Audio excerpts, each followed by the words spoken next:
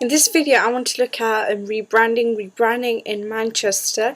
I'm going to try and get through the reasons why Manchester is rebranded and the strategies implemented to rebrand as fast as I can, so I only have to do it in one video.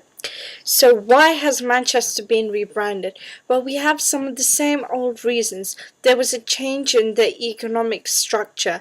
There was a decline in traditional sectors such as textiles, and then there was an increase in services, but Manchester is one of those places up in the north which found it hard to adapt to changes.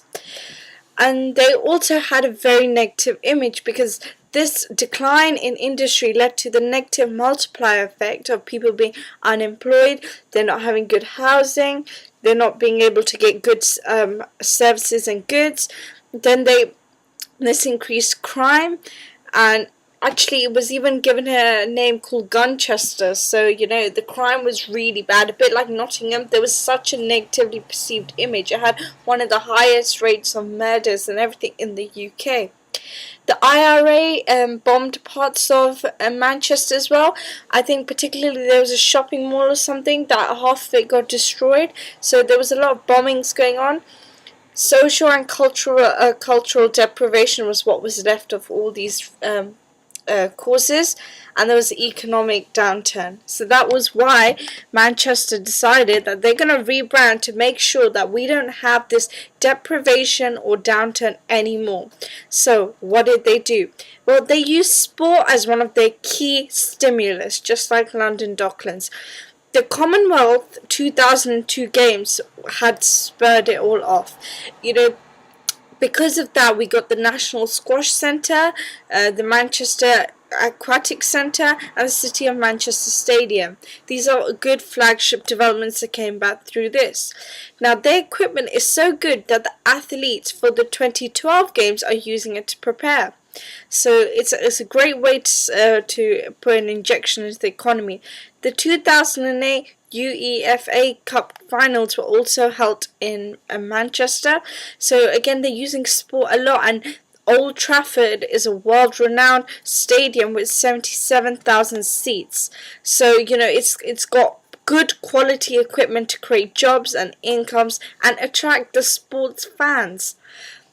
Flagship developments also include things like Trafford Centre. This is one of the biggest shopping centres, and it had one of the longest planning procedures in the UK, to go through because it's so big.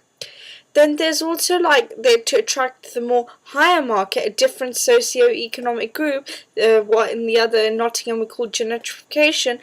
They created a huge Selfridges store in the centre of Manchester, and along with that, in the Beetham Tower, which is an interesting piece of architecture, and this architecture again being used to rebrand and change the quality of the town, had the Hilton Hotel in it. For those of you who don't know, Hilton Hotel is like a 5-star hotel, and it's for the quite wealthy. So by attracting the wealthy, they're hoping they'll stay in these high-rated hotels, they'll shop in high-rated shops, and they'll be spending money in the local economy, which is the boost Manchester needs. The BBC also moved many of its operations there, and TV was key in rebranding Manchester, which is different to other place because TV shows such as Coronation Street are filmed there, and even if this is an indirect impact, this actually created tourism. People were coming to Manchester, or when people want to move, they knew by looking on the TV that Coronation Street, people looks, I know that place quite well, I watch it every night, we can just move there. It doesn't seem like a bad thing. So, and it also stopped people who were jobless migrating to find work because their place had got this new popularity, as it were. Cheaper housing were also built there, just like the London 2012 cheaper housing is being built to kind of make sure that the regeneration is done for the locals, not just for the wealthy. Again, cheaper housing was put in place for Manchester to make sure that everybody had some form of housing. New infrastructure was done to make the sun access good. So a second runway was built at Manchester Airport. Manchester Airport is now one of the most important airports in the UK, followed by like Gatwick and Heathrow and all of that, and London Airport. It's one of the major ones, not like some other one. So it's quite an important aspect to regeneration. Music has also been key. It's not just TV.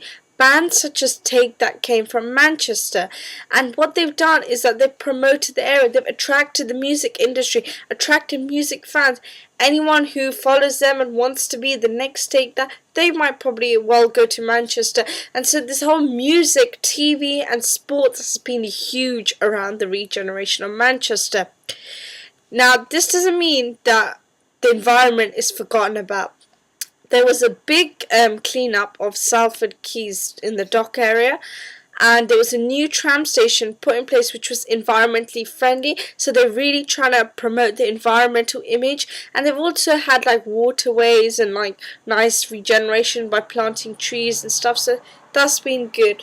Now, culture, I don't know if this is why I left it to the end. I don't know whether it was exactly done particularly for regeneration or it came about through regeneration, but we have things like the Lowry Museum, and which is a theatre and arts gallery, and then they also, like, this culture aspect really ties in well with the music, TV and sports. They all interconnect, and it's really, really good with boosting the rebranding of Manchester.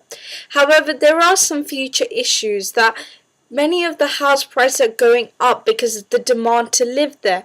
So, prices are just shooting up because, people want to live there. It's become a place booming with employment and stuff. But there's increased crime still. Like, it went down, crime, because of the regeneration, but it's coming back up again, and there's an inability of police to control it because of, that so many wealthy people are coming in, so many economic injections coming in. Not all of the locals are benefiting it, and for those who are not benefiting it, they are probably most likely to turn to crime, many of them. And so this is again increased crime. This is one thing London, with the Streets of Youth organisation, they're making sure that the youth are happy with the regeneration. They're getting them involved. I think that's one thing that Manchester lacked, which was community participation. And also there's like safety on night transport and pollution and those kind of issues involved. But that was in a nutshell the rebranding of Manchester. I hope this video helps. Thank you for watching.